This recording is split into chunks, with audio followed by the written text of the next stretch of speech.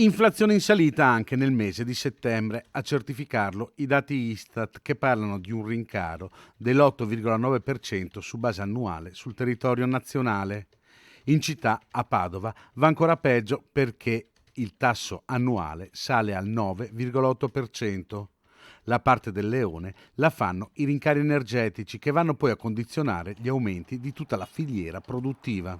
Con l'energia, ovvero col gasolio, si trasportano le merci hanno bisogno di essere movimentate e quindi aumentano i costi di movimentazione delle merci, cioè è una catena. Non convince i rappresentanti di categoria del commercio la soluzione di alzare i tassi da parte della BCE. Quello che mi preoccupa in questo momento, francamente, è il rimedio, che è un rimedio, come dire, da un punto di vista tecnico corretto, cioè io aumento i tassi di interesse per cui vado in qualche modo a disincentivare l'inflazione. Però qui il problema non è un'inflazione legata, come abbiamo visto, nel passato legata alla crescita per consumo o per speculazione.